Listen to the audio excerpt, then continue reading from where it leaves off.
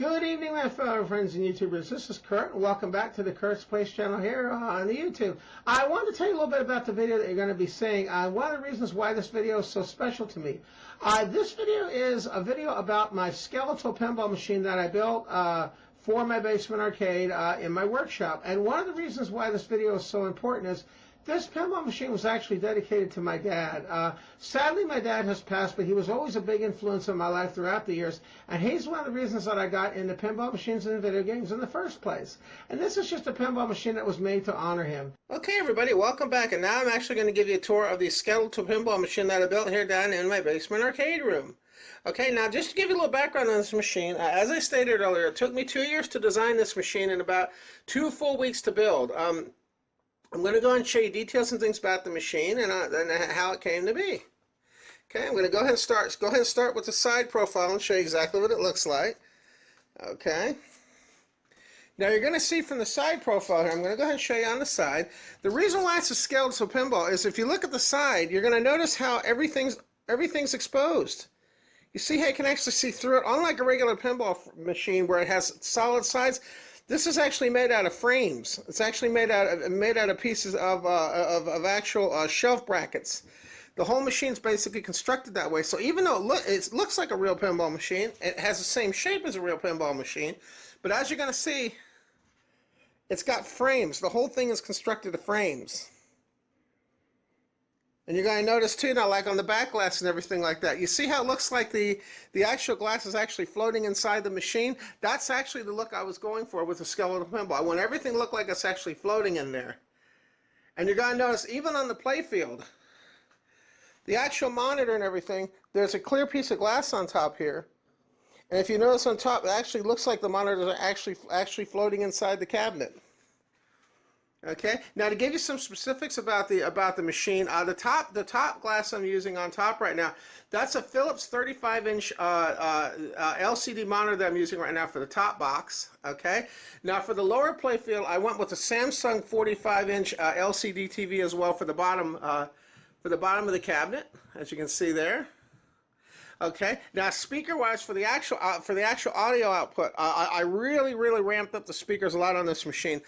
These are Polk Audio 100-watt speakers, loudspeakers that actually pump out the sound and everything I need for the machine.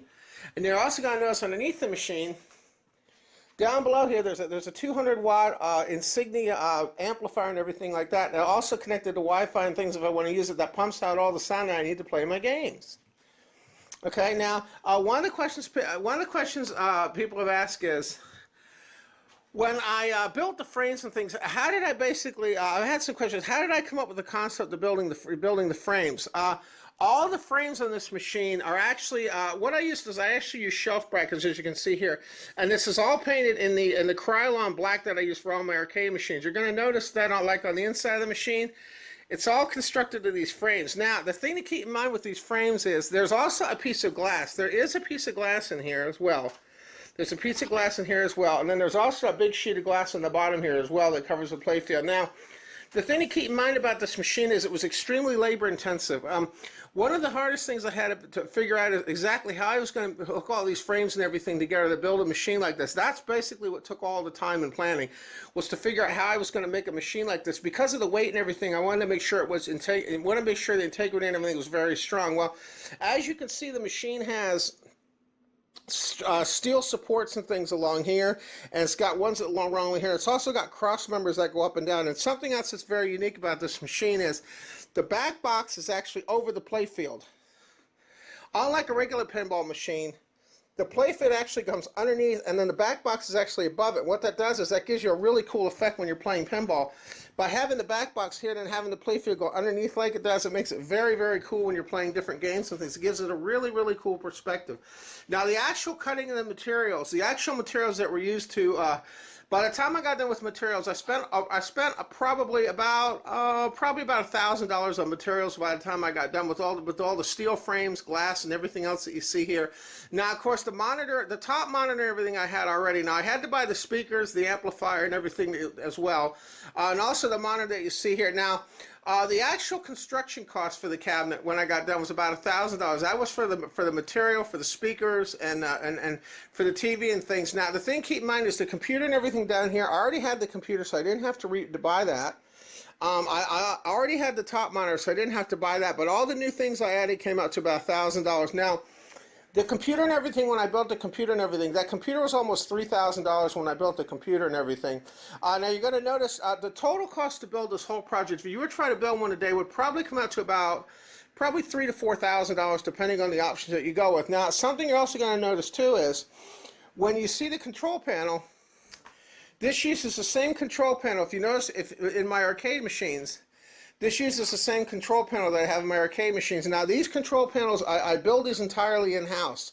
Everything that you're seeing in front of you was built in my workshop. The actual construction of the metal and everything like that, all that metal and everything was was hand cut on a chop saw that I have in my basement. It was all hand cut and fitted, as you can see right here. The control panels and everything also, basically that was all built in my shop as well. Now you're going to also notice that the standard configuration and everything I use is basically the same as my arcade machines that I have here. Now one thing you're going to notice on the side, each side has what I call flipper banks. They're called flipper wings. And each machine, I'm going to show you on the other side so you can see it a little bit better. Okay, this is one of the flipper wings.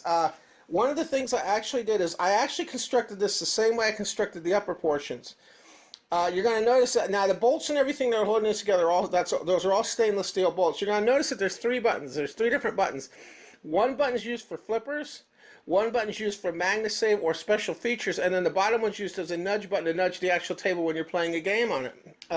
Now, one of the other things I was going to add too, mention to you too, is that the actual front end that the machine is using. I've had people ask me. I am using a hyper pin front end. Now the way it works is I have all the buttons and everything programmed in here. When you want to exit out of a game, you just hit this red button right here, and that'll take you to the main game menu. Now you have your main game menu here. And when you want to select machines, you just use the flipper buttons on either side. And that will actually allow you to select the machine that you want to play. So for example, if you want to, depending on the machine, if you want to play Twilight Zone, then you just go to Twilight Zone, and then to start a game, you actually push this one player button here. That loads the game in. Okay, now you're going to notice that the screen and everything will come up.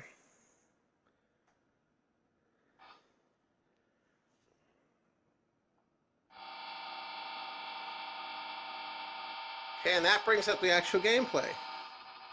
The actual gameplay is now brought up ready for play. Now something you're going to notice too that's very cool about this is I have a joystick also enabled. The joystick can be used for games like Baby Pac-Man that require one, but also keep in mind this is also a fully functional main system, so I can play arcade games and everything on this as well.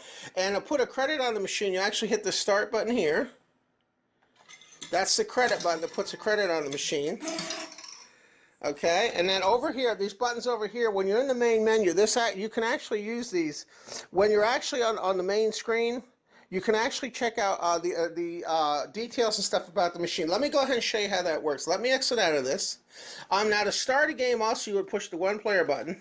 Unlock this door with the key of imagination. And that would basically start a game. To fire the ball, you would use the joystick as well to fire the ball. Okay. Now, as you can see, the detail and everything on the screen is absolutely stunning. This computer does produce a high-definition image, which is absolutely spectacular when you're playing. Now I'm going to show you something on the main menu. When you want to exit out to the main menu, as I showed before, this is the main menu. The buttons that I have over here, the top button over here, actually will show you information such as news clip and things like that about the machine. That will actually give you details and things about the machine, all the special features and things it has, okay? That's on that button right there. Then when you want to exit, then the other button I have will actually show you the rules, rule sheet. That's this button here. This will actually show you the rules on how to play the game. Okay? Then when I want to exit out of that, I just hit that exit button there, and it brings me back to the menu, and then I can go ahead and reload the game. Okay? So now you get an idea what the brand new machine looks like in my game room.